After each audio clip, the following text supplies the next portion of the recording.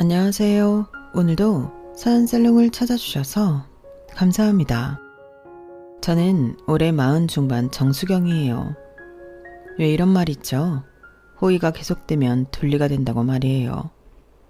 옛날 만화라 요즘 MZ세대는 모를 수 있어서 살짝 설명하자면 아기 공룡인데 요술을 부릴 줄 알고 그럴 때마다 호잇호잇 하는데 그 말이 비슷해서 우스갯소리처럼 하는 말이에요. 여하튼 제 남편 놈이 딱 그랬네요. 당연하다 못해 은혜를 원수로 갚는 놈. 아니 정확히 말하자면 말 한마디로 천냥 빚을 내는 딱 그런 놈이라. 아빠가 돌아가시는 날 이혼장을 날리며 갈라섰어요. 무슨 일이길래 슬픈 마음 추스리기도 어려운 그날이었을지 궁금해하실 것 같은데요. 제 사연을 들으신다면 딱 그날이어야 했다는 걸 많이 공감해 주실 것 같아요. 우리 수경이는 피아노도 잘 치네. 분명 피아니스트가 될 거야. 아니 엄마, 피아노 잘 치는 애들이 얼마나 많은데. 많아봤자 다 우리 수경이 미치지. 우리 딸이 얼마나 잘한다고. 기죽을 거 없어. 항상 엄마가 우리 수경이 편인 거 알지? 레슨비 걱정 말고 너 하고 싶은 대로 다 해. 엄마 아빠가 다 지원해 줄 테니까. 저는 어릴 때 집안의 기대를 한 몸에 받고 자란 K 장녀였어요. 엄마의 바람대로 피아노를 정말 잘 쳤던 건 아니지만 그래도 서울에 있는 여대 피아노과를 무난하게 들어갈 정도의 실력은 되었죠. 예체능을 하려면 집안 기둥뿌리 몇 개는 뽑아야 한다는 말처럼 다른 형제들 대신 부모님은 저에게 아낌없는 지원을 해주셨어요. 피아노 레슨은 기본이고 콩쿠르, 마스터 클래스, 입시 때는 대학 교수님 과외까지 하나도 빠짐없이 다 시켜주셨죠. 그 덕분에 좋은 여대에 들어갈 수 있었고 자연스럽게 결혼을 한다면 저보다 더 조건 좋은 사람이라고 생각했던 것 같아요. 솔직히 말하면 제 학벌보다 못한 사람을 만나본 적 없을 정도로 결혼은 사랑보다 부모님 기대를 저버리지 말아야 하는 하나의 숙제처럼 느껴지기도 했거든요. 장녀의 의무감이라고 해야 할까요? 부모님이 저에게 투자해 주신 만큼 보답해야 한다는 생각이 늘 머릿속에 있었던 것 같아요. 그러던 중 지금의 남편을 만났어요. 대학 선배 언니가 자기 회사에 다니는 사람이라며 소개해준 소개팅이었는데 처음 봤을 때 인상이 참 좋았어요. 잘생긴 외모도 그렇고 어딘지 모르게 당당하고 자신감 있는 모습이 마음에 들었거든요. 제가 키가 큰 편이 아니라 나오시는 분이 저보다 크면 어쩌나 걱정했어요. 그런데 우리 키 차이 딱 좋지 않아요? 남편은 170cm 정도였는데 남자 평균 키보다 조금 작은 키였지만 당당하더라고요. 물론 저도 여자 평균 키에 못 미치는 150cm 후반대라 비율만 보면 잘 어울리는 게 사실이었어요. 남자 개그맨 중에 외모나 능력이 출중한데 유독 키가 작아서 소개팅할 때 늦게 나간다는 인터뷰를 본 적이 있는데요. 그 사람이 그러더라고요. 키 때문에 차인 적이 너무 많아서 차라리 처음부터 오픈하려고 항상 늦게 나가서 자신 키부터 보게 만든다고요. 그래서 제대로 된 연애 한번 못 해봤다고 말하는데 남편을 소개받을 때 그 사람이 떠올랐어요. 그럼에도 자신있게 소신을 굽히지 않는 모습과 묘하게 오버랩되면서 누가 보면 단점이라고 말할 수 있을 걸 처음부터 알려주다니 솔직하고 대범하다고 생각들면서 마음이 기울게 되더라고요. 사실 저도 키 큰 남자들과 만날 때마다 늘 위축감을 느꼈는데 이 사람과는 그런 게 없었어요. 처음 만남부터 뭔가 편안하고 자연스러운 느낌이 들었거든요. 대화도 잘 통했고 유머 감각도 있어서 시간 가는 줄 몰랐어요. 저는 마포구 쪽에 살았는데 남편에게 거주지를 물어봤더니 대치동이라고 하더라고요. 그 순간 솔직히 마음속으로 오 했어요. 강남이잖아요. 원래 집이 부자라기보다는 그쪽에 오래 살아서 집값이 뛴 케이스라고 했지만 그래도 억대의 집이라는 사실도 저에겐 호감을 주기 충분했죠. 남편은 외동이었고 홀어머니와 지내고 있다고 했는데 제가 너무 앞서갈 수 있지만 어쨌든 나중에 일부 목도 있다고 생각하니 배우자감으로 이만한 사람이 없다고 생각했어요. 계산적이라고 말할 수 있지만 남녀가 사랑 하나만으로 살 수 없는 세상이니 이것저것 생각해보는 건 당연하지 싶었고요. 게다가 남편은 대기업 계열사에서 카드 관련 업무를 한다고 했기에 안정적인 직장에 강남 집까지 조건으로는 나무랄 데가 없다고 생각했어요. 오늘 정말 즐거웠어요. 시간이 이렇게 빨리 갈 줄 몰랐네요. 저도요. 처음엔 좀 긴장했는데 편하게 얘기할 수 있어 좋았어요. 주말에 뭐 하세요? 영화 보러 갈래요? 이번 주에 개봉한다는 영화 벌써 재밌다고 평이 좋더라고요. 저도 봤어요. 그럼 어디서 몇 시에 만날까요? 남편도 제가 마음에 들었는지 첫 소개팅에서 애프터 신청을 받았고 그 후로 자연스럽게 만남이 이어졌어요. 만날 때마다 대화도 잘 통하고 성격도 잘 맞는 것 같았는데 특히 남편이 저를 대하는 태도가 정말 좋았어요. 배려심도 있고 데이트 코스도 알아서 잘 짜주고 뭔가 믿음직스러운 느낌이 들었거든요. 모든 조건이 제가 원하던 대로였고 이 사람이라면 부모님께도 당당하게 소개할 수 있겠다는 생각이 들기 시작했어요. 그때는 정말 완벽한 남자를 만났다고 생각했거든요. 외모, 성격, 직장, 집 모든 게 제가 바라던 이상형이었으니까요. 그런데 2달쯤 사귄 후에 우연히 충격적인 사실을 알게 됐어요. 남편이 한 번도 대학 이야기를 안 해서 궁금했거든요. 남자들은 대부분 첫 만남에서부터 자기 대학 자랑하기 바쁜데 이 사람은 전혀 그런 게 없었어요. 참 궁금한 게 있는데 물어봐도 돼? 뭐든지. 뭐가 궁금한데? 자기 대학은 어디야? 대학이나 동기들 이야기 한 번도 안 하니까 혹시 사이가 안 좋나 싶어서. 대학? 나 대학 안 나왔는데?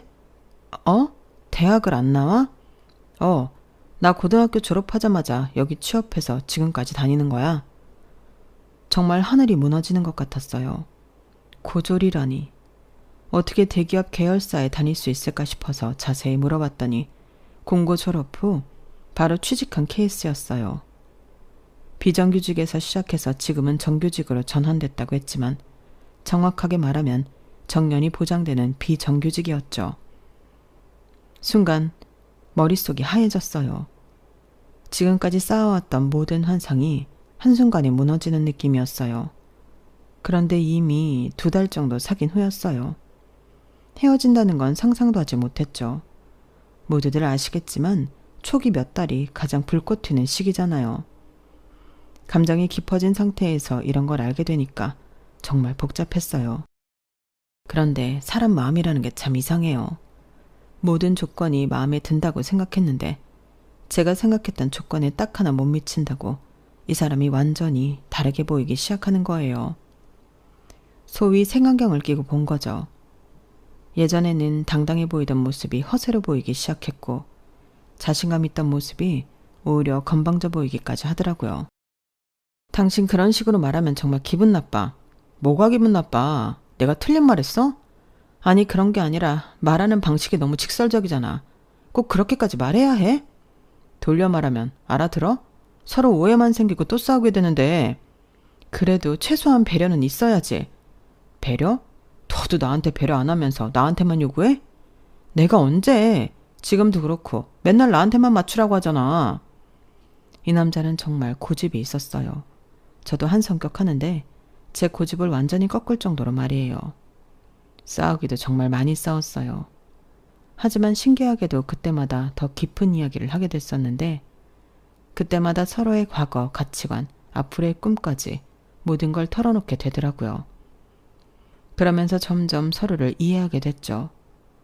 고졸이라는 사실이 처음엔 충격이었지만 그 사람의 노력하는 모습이나 성실한 면을 보면서 마음이 조금씩 바뀌기 시작했는데 그러다 보니 어느새 결혼 이야기가 나오고 있었고 정신 차리고 보니까 이미 예식장 계약서에 사인하고 있더라고요.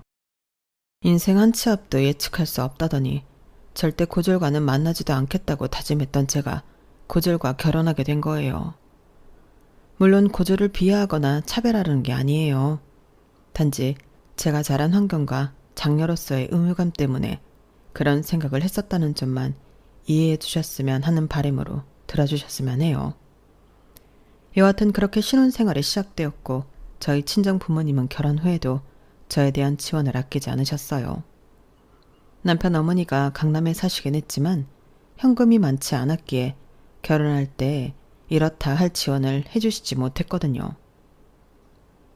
빌라에서 신혼집을 시작한다고? 그 사람 직장과 조금이라도 가까운 데 가려면 그 동네가 딱이더라고. 아빠가 도와줄게. 아파트 알아봐. 괜찮아. 딸 시집 보내면 기둥불이 뽑힌다는데 우리 집 기둥 이미 나 대학 보낼 때 뽑았잖아. 마음만 받을게. 고마워 아빠. 우리 큰딸 시집 보내는데 이 정도도 못해주면 아빠가 뭐하러 있어? 매매는 못해주지만 전세자금 정도는 해줄 수 있으니까 잔말 말고 아빠가 시키는 대로 해. 고생하는 거 보기 싫다고 결국 아빠가 전세자금을 지원해 주셨고 아빠의 그런 결단이 고마우면서도 마음 한구석은 무거웠어요. 기혼이 된다는 게 독립을 의미한다고 믿었기에 부모님 손을 계속 빌리는 게 민망했거든요. 하지만 아빠의 그 말, 내 딸 고생시키기 싫다는 그 한마디에 마음이 무너졌죠. 그때 남편이 모은 돈이 7천이었는데 그걸로 가전 가구 사고 신혼여행까지 다녀오게 되었어요. 그래도 알뜰하게 모은 남편을 보고 사람 하나는 잘 골랐다고 친정아빠는 칭찬해 주셨어요. 아빠는 늘 현실적이셨거든요. 사랑도 중요하지만 경제적 능력도 봐야 한다고 항상 말씀하셨고요. 남편이 고졸이라는 걸 알았을 때도 학력보다는 성실함이 더 중요하다며 오히려 저를 다독여 주셨는데 아빠는 참 단단한 분이셨어요. 세상이 정한 기준보다는 사람 자체를 보고 판단하셨고 저한테도 늘 그런 시선을 가르쳐 주셨죠. 그런 아빠의 인정을 받은 남편을 보며 그땐 진심으로 이 사람과 잘 살아갈 수 있겠다고 믿었어요. 그런 아빠가 전세자금을 주셔서 서울 끝자락에 24평 복도식 아파트에서 신혼생활을 시작하게 되었어요. 빌라에 비해 깔끔하게 정리된 단지 내에서 생활을 할 수 있다는 게 생각보다 큰 행복으로 다가오면서 남편도 처음엔 쑥스러워했지만 고마워하며 친정 부모님에게도 잘하려고 안부 전화를 자주 하는 듯 노력하는 게 보였어요. 그때는 정말 단란한 신혼부부였죠. 소박한 저녁밥상 하나에도 고맙다며 웃던 우리. 주말엔 공원에서 아이스크림 하나 들고 산책하며 나눈 대화들이 아직도 기억나요. 당시엔 그렇게 사소한 일들이 우리 부부의 행복을 완성해준다고 믿었어요. 얼마 지나지 않아 큰딸이 태어났는데 그때도 부모님의 지원은 계속됐어요. 침대나 장롱 같은 것들을 구매해 주시며 큰딸 방을 꾸며주실 정도로 장녀 사랑이 특출 났거든요. 엄마는 말없이 살림 도와주셨고 아빠는 손주에게 필요하다 싶은 물건은 직접 인터넷으로 찾아 주문까지 하셨어요. 첫 아이를 낳고 허둥대는 저에게 든든한 뒷배가 되어주셨죠. 정말 복받은 딸이라는 생각이 들었어요. 아빠, 갓난쟁이가 이렇게 큰 침대가 뭐 필요 있다고. 이 책상은 또 뭐야? 할아버지 선물이지 뭐긴 뭐야.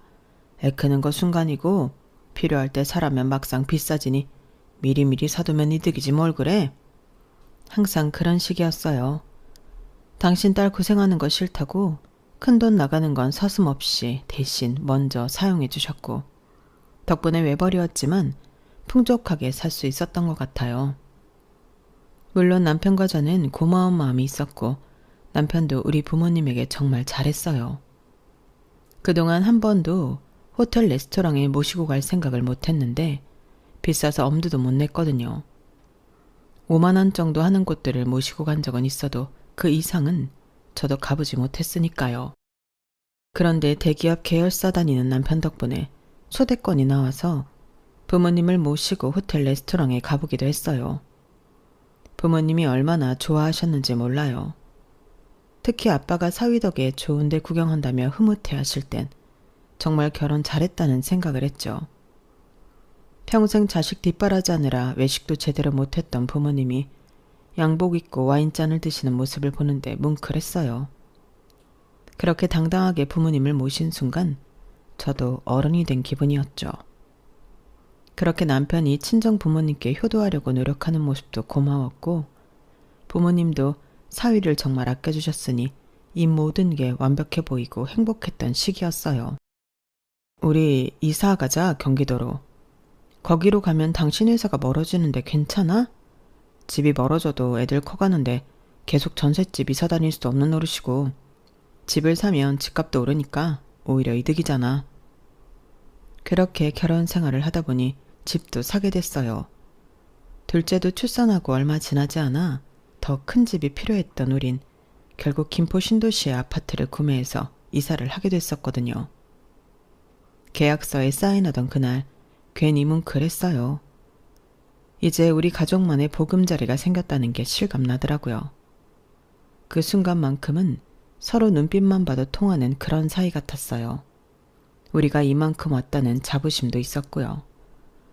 서울에 살 땐 복도식이라 집도 좁았는데 28평으로 고작 4평 늘었을 뿐인데 새 아파트라 베란다까지 확장된 배치로 전보다 훨씬 넓어진 집에서 사는 게 만족스러웠어요.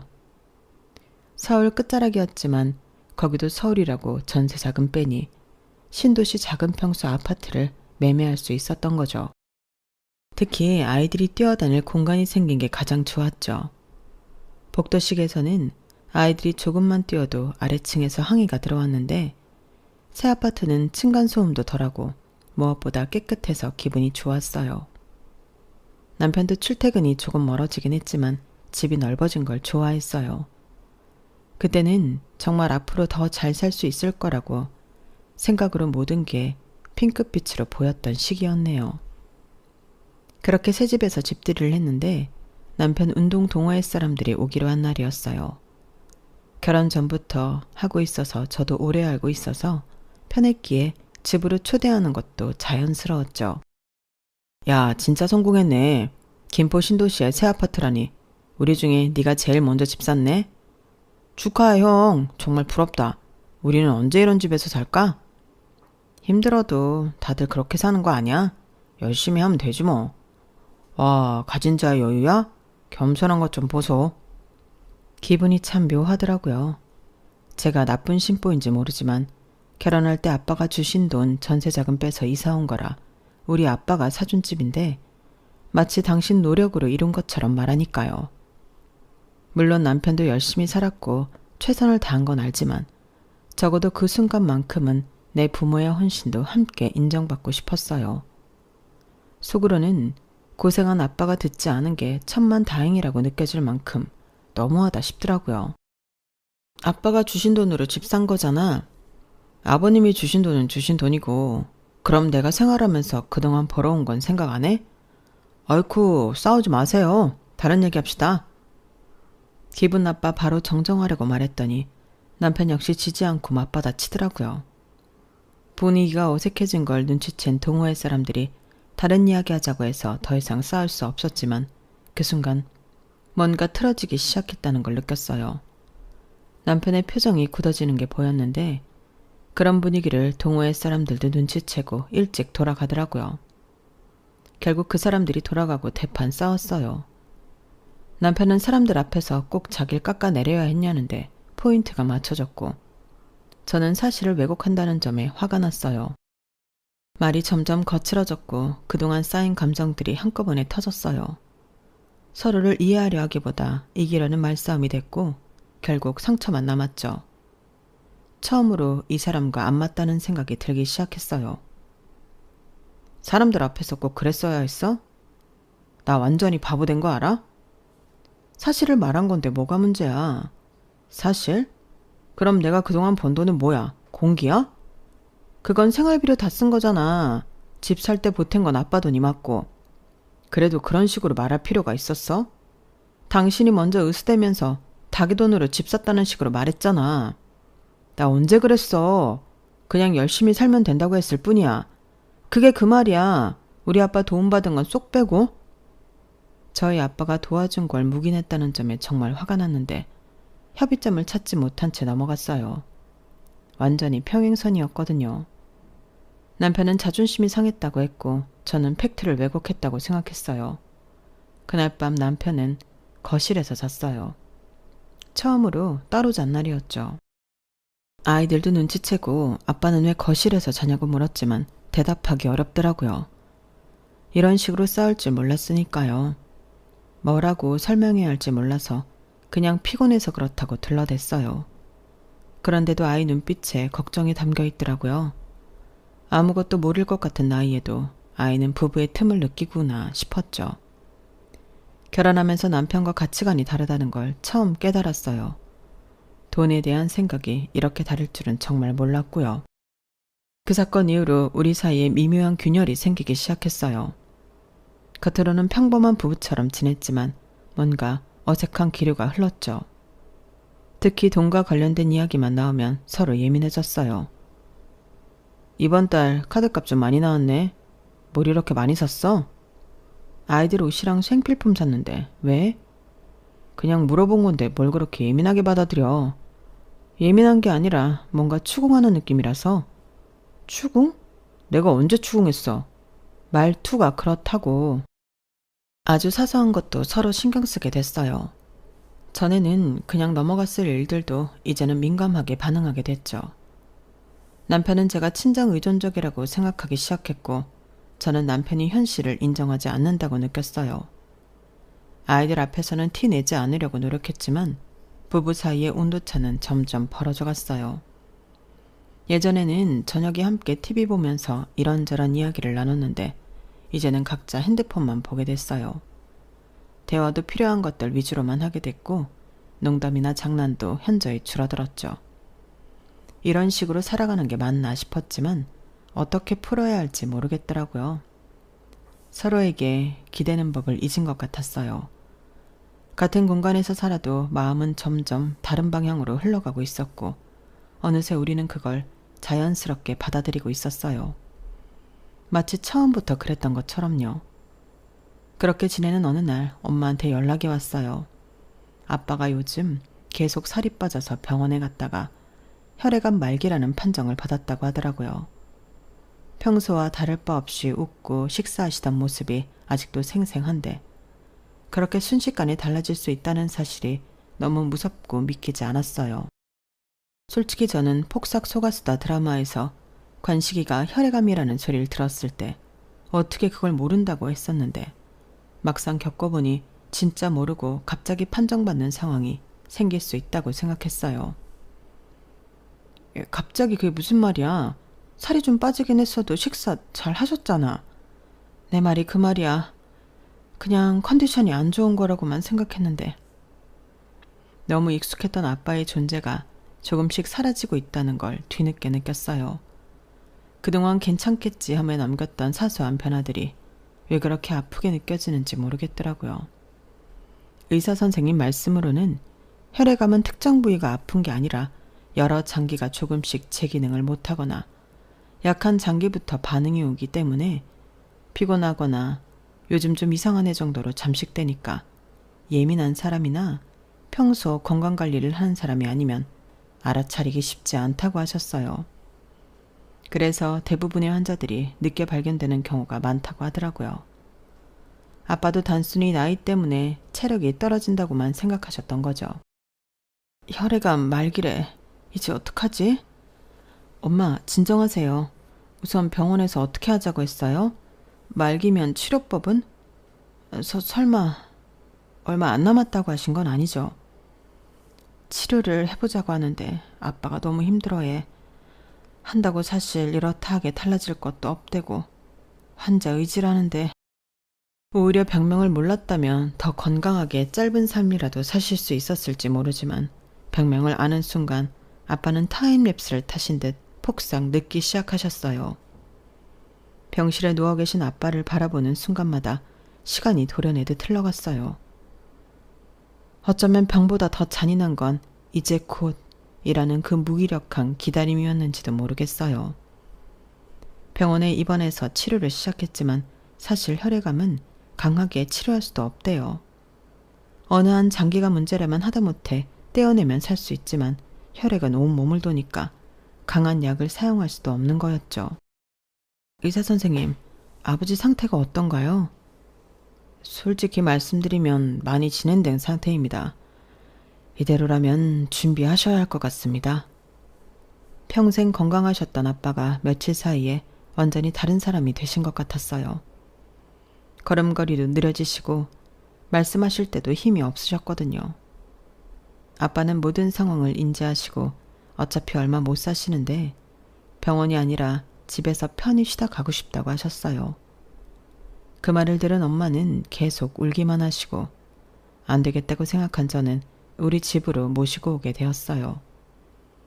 엄마의 어깨는 점점 작아지고 있었고 저는 자식으로서 단단해져야 한다는 생각 외엔 아무것도 떠오르지 않았어요. 눈물보다 행동이 필요한 순간이었죠. 아빠한테 받은 것만 있는데 이렇게 갑자기 아빠를 떠나보낸다면 계속 후회할 것 같았거든요.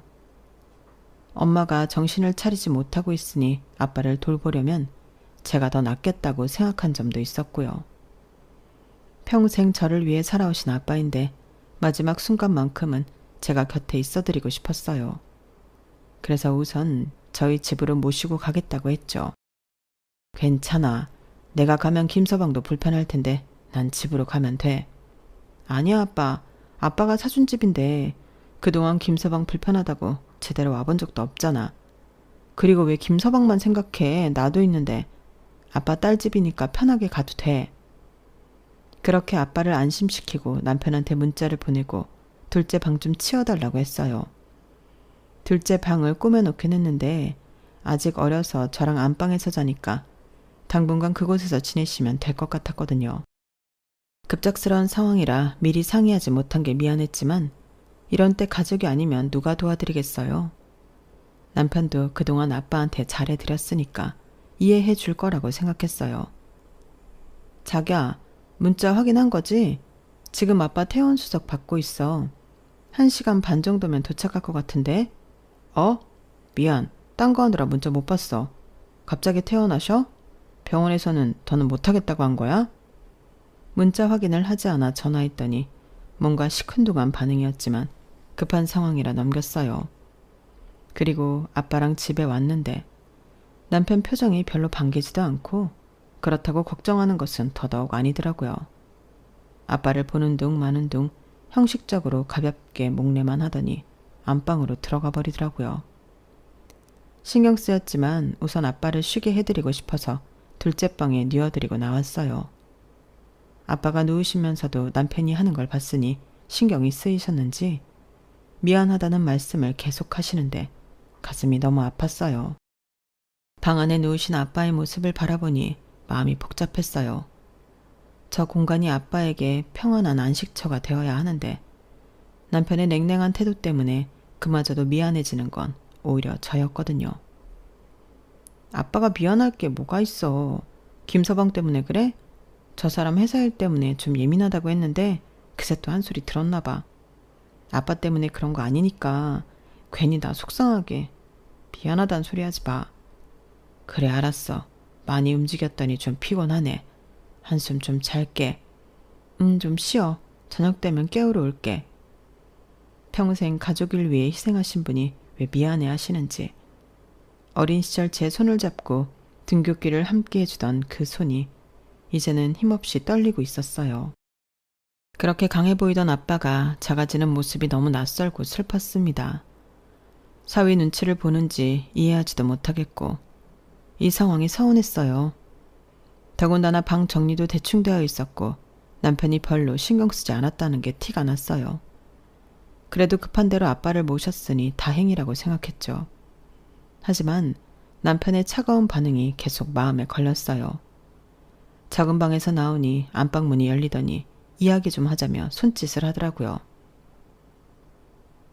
왜 무슨 말하려고 안방까지 오래? 별로 좋은 이야기 아니니까 장인이 들어서 좋을 거 없잖아. 가뜩이나 요즘 너랑 이야기만 하면 큰소리 나는데 괜찮아? 네가 상관없으면 거실에서 이야기해도 난 상관없어. 들어가자마자 빈정대는 말투로 사람 속을 긁는데 진짜 한숨부터 나오더라고요. 뭐라고 대꾸해야 하지 싶다가도 남편이 말한 태도 괜히 큰 소리라도 나면 작은 방에서 주무시는 아빠 깰 테고 더 불편해하실 거라는 게 머릿속에 그려졌어요. 그러다 보니 이렇다 할 대꾸도 못한 채 가만히 서 있을 수밖에 없었죠. 이런 이야기 하자고 불렀어? 설마 내가 이런 시답잖은 이야기 하자고 불렀겠냐? 그럼 뭔데? 빙빙 돌리지 말고 말해. 나 아빠 저녁 식사 준비해야 하니까. 집이 없으신 것도 아니고 왜 집 놔두고 여기 오셨대? 그 순간 머리를 한 대 맞은 것 같았어요. 부모님이 아픈데 자식이 모시고 오는 게 이렇게 큰일이 난 것처럼 호들갑 떨 일인가 싶더라고요. 반대로 시어머니가 아프시면 그래도 이런 말이 나왔을까 싶었죠. 무슨 말이야? 어머니가 아프셔도 당신 그렇게 말할 거야? 우리 엄마는 상황이 다르지. 아빠가 있는 것도 아니고. 장인은 다르잖아. 장모도 계신데 왜 굳이. 내가 한스러워 모시고 왔다. 나 힘들지 말라고 다 해주셨는데 이렇게 떠나보내면 아무것도 해드린 거 없이 받기만 한 것 같아서. 저도 모르게 감정이 복받쳐 올랐는지 목소리가 살짝 올라가면서 제 진심을 전했어요. 아무리 싸우고 냉전 중인 상황이라지만 사람이라면 제 마음을 이해해 줄 거라고 생각했거든요. 더군다나 결혼 초부터 아빠에게 받은 혜택들이 단지 저 하나만 편하게 살자고 그랬던 것도 아니니까요. 그랬는데 제 기대가 너무 컸다는 걸 말이 끝나자마자 알았네요. 아니, 이놈은 사람 새끼가 아니라는 걸 그 순간 깨닫게 되었어요. 자식이 너 하나가 아니잖아. 딸은 시집가면 끝 아니야? 그러니까 내 말은 장인은 아들 내두고 왜 우리 집에 오냐 그거야. 사람 불편하게. 뭐라고? 너 지금 말 다 했어? 여기라도 쏟아줘야겠다고 생각하던 찰나. 그때 마침 첫째 아이가 방문을 열고 들어왔어요. 하지만 아이가 문을 여는 순간 내가 지켜야 할 것이 무엇인지 다시 떠올랐어요. 분노는 잠시 밀어두고 아이의 눈에 이 장면이 상처로 남지 않기를 바랐어요. 친정엄마가 애들을 어린이집에서 데리고 오면서 할아버지가 왔다고 말한 듯 했어요. 할아버지가 오셨다며 좋아하는 모습을 보니 더욱 마음이 복잡해졌죠. 하지만 오히려 마음이 더 차분해지더군요. 말이 통해야 싸우기라도 할 텐데 멍멍 지저대는 개놈의 새끼랑은 더 이상 말을 섞어봤자 혈압만 오르고 아무짝에도 쓸모없다는 게 그 순간 머릿속을 스쳤거든요. 그럼 넌 왜 장인이 사준 집에서 사냐? 그래서 흐지부지한 여러 말들을 다 제거하고 본론만 이야기했어요. 사실 딱 하나, 그거 하나면 된다고 생각했으니까요. 지금까지 우리 아빠 도움받고 살면서 그런 말 할 자격 있어? 그건 그거고 이건 이거지. 주셨으면 끝 아니야? 이게 장인 명의도 아니고 내 명인데. 오히려 당당하게 나오는 그 인간을 보고 곧바로 한 맺힌 복수를 시작했어요. 그동안 억눌려온 분노, 외면당했던 서러움, 혼자 감당해야 했던 모든 짐들이 그 순간 한 줄로 이어졌어요. 이제는 나를 지키기 위해서라도 끝까지 가보려고 다짐했네요. 3개월 후 결국 아빠가 돌아가셨어요. 저희 집에서 몇 주 모시다가 엄마랑 지내고 싶다고 하셔서 본가로 들어가셨고 거기서 계시다가 하늘나라로 가셨죠. 그 3개월 동안 정말 많은 일이 있었어요. 매일 아침이 조심스러웠고 매일 밤은 무겁게 가라앉았어요. 아빠의 기침소리 하나에도 잠이 깨고 불 꺼진 방 안에서 얼마나 많은 상상을 했는지 몰라요. 아빠는 점점 말수가 줄어드셨지만 가끔 제 손을 잡고 미안하다는 말씀을 하시는데 저는 그때마다 아무 말 없이 아빠 손을 꼭 잡았어요. 그 따뜻한 손을 놓고 싶지 않았어요. 눈물이 나도 참았고 마음이 무너져도 내색하지 않았어요. 그 순간이 아빠와의 마지막일 수 있다는 걸 알고 있었거든요. 그 손엔 늘 굳은 살이 박혀 있었어요. 어린 시절 아빠가 제 손을 잡고 시장 골목을 걸어가던 기억이 떠올랐죠. 그 작은 손 안에 담긴 삶의 무게를 이제야 느꼈다랄까요? 아빠의 손은 마지막까지 따뜻했고 그 따뜻함이 지금도 제 마음속에 남아있어요. 말보다는 그 온기가 더 소중했거든요. 남편은 그 3개월 내내 아빠를 피하는 듯 지냈어요. 일찍 나가서 늦게 들어오고 집에서도 아빠와 대화를 거의 하지 않았죠. 사람이 이렇게까지 무관심할 수 있구나 싶었어요. 그가 말없이 피해갈수록 제 마음은 점점 벽처럼 굳어졌어요. 이해를 구하는 건 사치라는 걸 깨달았죠. 아빠도 그런 남편의 태도를 눈치채셨을 거예요. 그래서 더 미안해하시고 결국 본가로 돌아가시겠다고 하신 것 같아요. 마지막 날 아빠가 제게 하신 말이 아직도 귀에 생생해요. 수경아, 너 혼자 힘들어도 꿋꿋하게 잘 살아라. 그 말씀을 마지막으로 아빠는 이틀 뒤 편안히 돌아가셨어요. 마치 모든 걸 예상하고 계셨던 것처럼요. 마지막 그날 아빠는 한참 제 얼굴을 바라보셨어요. 아무 말 없이 그냥 조용히. 그 눈빛 안에 너무 많은 말이 담겨 있기에 도저히 직시할 수 없었어요. 너는 아빠 장례식장에 올 거 없어. 그렇게 말하곤 장례를 치르기 전 이혼장을 던졌어요.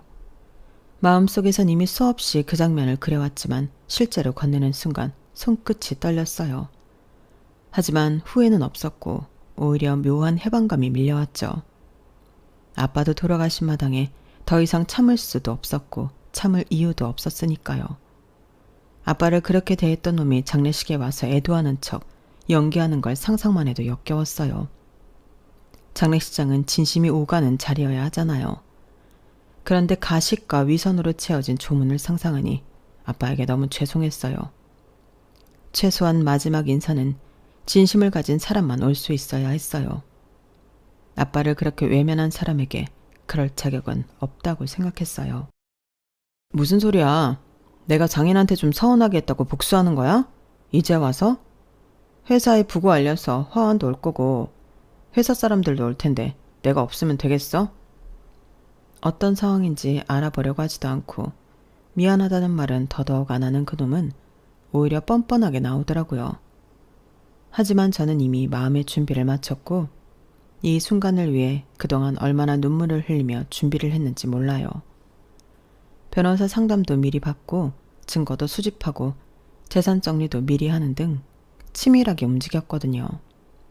앞에서도 말했지만 집들인 날 남편이 했던 말 외에도 그 시점 이상한 일들이 자꾸 생기더라고요.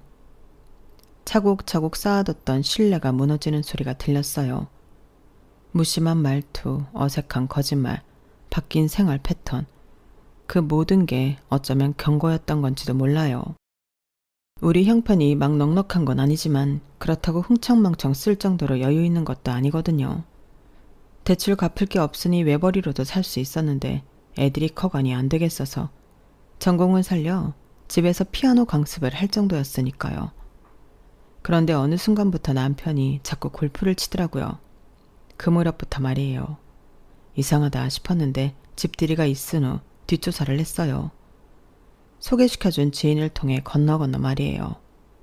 그랬더니 회사에서 새로 들어온 여직원과 아슬아슬한 썸을 형성하고 있다는 말을 들었어요. 집에서는 아이들 간식값도 아끼던 사람이 밖에선 커피며 점심이며 씀씀이가 넉넉했다는 말을 들었을 땐 정말 피가 거꾸로 솟는 기분이었어요. 저는 학원 준비하느라 중고 피아노 부품도 아끼며 샀는데 저 몰래 그런 짓을 하고 있었다니 배신감이 컸죠. 부서가 달라서 몰랐는데 이미 회사 내에서도 소문이 자자했던 모양이야. 톡하면 외근 나간다고 같이 나가고 늦게 들어오고. 그 여직원은 계약직인데 대기업 정규직으로 보였던 내 남편이 탐이 났던 것 같다고. 소개시켜준 사람은 애들러 남편 편을 들더라고요. 남녀가 붙어먹었는데 여자 잘못만 있다고 말하는 그 사람도 웃겼지만 인생이 그렇게 돌아가는 것도 웃기더라고요. 이걸 보고도 그런 소리가 나와? 내가 단순히 아빠한테 한 행동만으로 이혼을 결심했을 것 같아? 이게 다 뭐야? 어떻게 알았어? 아니, 이건 오해야. 내가 다 설명할게. 설명할 거 없어. 널 위한 화환도 이미 회사에 도착했을 테니까. 화환? 무슨 소리야? 그게 왜 내 회사로 가? 남편 업무를 임종 맡았다고 생각한 저는 내연녀에게 날리는 경고와 함께 남편 회사로 화환을 보냈거든요. 변호사에게 물어보니 직접적인 이름만 없으면 크게 걸릴 거 없다고 해서 누가 봐도 그녀라는 걸 알지만 직접적인 명시 없이 보냈어요. 꽃집 사장님도 주문 내용 듣고 잠시 정적이 흘렀어요. 결국엔 괜찮겠냐며 저를 걱정하셨지만 전 단호하게 말했죠. 이건 복수가 아니라 경고라고요. 그 말을 하는 순간 아직 본격적인 복수가 시작된 것은 아니지만 제 마음속 깊이 맺힌 응어리를 조금은 풀어지는 것 같더라고요. 아니나 다를까 화환이 회사에 도착했는지 남편놈에게 전화가 울려대기 시작했죠. 그년이거나 그 상황을 정리하고 싶은 관련된 놈들이거나 그건 제가 알 바 아니었지만요. 엄마와 동생들에게도 이미 언질했기에 장례식장에 김서방 따위 없는 게 문제되지 않았어요. 오히려 은혜를 원수로 갚은 듯한 그놈 없어서 속 시원하다는 입장이었죠. 그렇게 이혼했어요. 말이 이혼이지 사실은 내가 삶을 되찾는 과정이었어요. 버리고 나니 알겠더라고요. 얼마나 많은 것들을 혼자 끌어안고 버텨왔는지. 이혼 과정도 재산 분할을 더 가져가려고 어찌나 찌질하게 굴던지요. 그리고 놀라운 건 이혼을 했다고 삶이 곧장 나아지는 건 아니었지만 마음이 가벼워지니 모든 일이 한결 수월해졌다는 점이었어요. 매일 무거운 쉬며 살았던 과거가 이제야 깨달아지더라고요. 내가 얼마나 숨을 참고 살아왔는지. 미쳤어? 아예 끝장을 내겠다고 작정한 거야? 내가 가만히 있을 줄 알아? 이거 명예훼손이야. 그래, 해보고 싶으면 뭐든 해봐. 설마 내가 그런 준비도 없이 뒤집어 엎었을 거라 생각해? 그랬다면 너 그동안 나 물러본 거야. 어이없어 하던 남편은 장인 장례식에 자기가 왜 빠져야 하냐며 조금 전까지 따지더니 꽁무니를 빼버리더라고요. 예상했던 반응이고 의리 따위는 개뿔 없는 놈이라 한숨만 나오더라고요. 저런 놈 뭐가 좋자고 결혼해서 이 모양 이 꼴을 보는지 제 자신이 좀 한심하게 느껴졌거든요. 하지만 지난 3개월 동안 준비한 걸 어떻게 이길 수 있겠어요. 미리 준비해뒀기에 그때마다 대처를 잘 할 수 있었고 회사에서도 자리가 위태로워진 남편은 분쟁할 돈도 없으니 더 따지고 들지 못하고 결국 얼마 가지 못해 이혼 서류에 도장 찍더라고요. 양육권도 가져오고 육아비도 받아내고 아빠가 준 전세 자금은 고스란히 제게 돌아왔으며 재산분해라고 해봤자 뭐 얼마나 모인 돈이 있었겠어요. 전세 자금 빼서 이사할 때 공동명의로 했는데 아빠가 준 돈이라 제 명의로 하려고 했는데 아빠가 먼저 혹시라도 김서방 마음 상하게 그러지 말라고 하셨거든요. 공동명의가 세금도 덜 내고 부부에 대한 믿음으로 결혼 생활은 하는 건데 어차피 너 준 거 네 이름이면 어떻고 남편과 같이 하면 또 어떠냐고 하셨어요. 그땐 좋다고 했던 놈이니 제가 더 열받았죠. 그래서 이혼한다면 반반되는 걸 막기 위해 준비가 필요했고 아빠도 돌아가신 마당에 제가 저놈 꼴 볼 이유 없으니 이혼장을 날린 거죠. 결국 돈 1,000만 원 가지고 남편은 다시 본가로 들어갔어요. 저는 아빠가 해주신 집에서 아이들과 잘 지내고 있어요.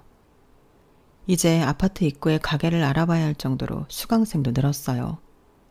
대출금이 없는 집이 있고 남편과 상간녀에게도 위자료 받았고 양육비도 꼬박 들어오고 있으니 제가 버는 돈으로 정말 넉넉하게 지낼 수 있더라고요. 아이들도 아빠 없는 걸 크게 신경 쓰지 않더라고요. 오히려 집 분위기가 훨씬 밝아졌어요. 더 이상 눈치 보며 살 필요가 없으니까요. 오히려 밥상머리 분위기부터 달라졌어요. 전에는 웃음 한번 터뜨리기 어려웠던 저녁 시간이 이제는 아이들이 장난을 치며 까르르 웃는 공간이 되었거든요. 그게 얼마나 감사한 일인지 요즘 들어 매일 느끼고 있어요. 피아노 학원도 정식으로 차리려고 준비 중이에요. 아빠가 물려주신 것들을 밑바탕으로 제 인생을 다시 설계하고 있어요. 아빠는 돌아가셨지만 그분의 손길은 제 삶 곳곳에 남아있어요. 이 집도 피아노도 제 아이들 웃음소리도 모두 아빠의 사랑으로 가능했어요. 엄마, 이제 아빠 안 와요? 이제 우리끼리 살 거야. 왜, 아빠 보고 싶어? 아니, 난 우리끼리 사는 게 더 좋아. 엄마가 아빠 있을 땐 맨날 화냈는데 요즘엔 맨날 웃으니까 나 너무 좋아. 아이들의 순수한 반응을 보니 제가 한 선택이 정말 옳았다는 확신이 들었어요. 남편은 결국 더 아래 계열사로 거의 내쫓기다시피 옮겨진 듯해요. 야근은 많고 월급은 적고 상간녀에게도 보기 좋게 차였다는데 그러던지 말던지예요. 생각해보면 남편이 연애 때 강하게 나온 것도 저에 대한 자격지심이었지 싶어요. 저는 그런 것도 모르고 강단이 있다고 생각했으니 콩깍지가 씌어도 제대로 씌었던 거죠. 소개시켜준 지인을 통해 들리는 소식으로는 완전히 인생이 꼬였다고 하더라고요. 회사에서도 왕따 당하고 그 여자한테도 완전히 차이고 시어머니께도 쫓겨나 혼자 고시원에서 라면으로 연명하고 있다고 하더라고요. 자업자득이죠. 남편의 근황을 들을 때면 이제는 동정도 분노도 없어요. 감정이 다 빠져나가고 나면 남는 건 아무것도 없다는 걸 그 사람을 통해 배웠죠. 모든 게 해결되었으니 속 시원해요. 인간 이하의 놈이랑 그동안 엮였던 걸 생각하면 제가 바보 같지만 사람 마음이 내 마음 같지 않은 걸 제가 미리 알 도리는 없으니 인생 공부 톡톡히 했다고 생각해요. 혹시 여러분 주위에 제 전남편 같은 사람이 있다면 사전에 차단하세요. 생각보다 상처가 꽤 크고 마음의 허전함이 깊거든요. 저는 그 상처를 한 땀 한 땀 꿰매며 다시 제 삶을 바느질했어요. 고통은 지나가지만 그 안에 담긴 교훈은 오래 남더라고요. 제 지난 이야기가 여러분의 삶에 조금이라도 도움되었으면 하는 바람으로 욕먹을 각오하고 올리니 욕보단 응원의 말씀을 해주셨으면 좋겠어요. 건강하세요. 여러분, 사연 댓글에 응원과 현명한 조언 부탁드려요. 좋아요와 구독은 저에게 큰 힘이 됩니다. 오늘도 좋은 일 가득하세요.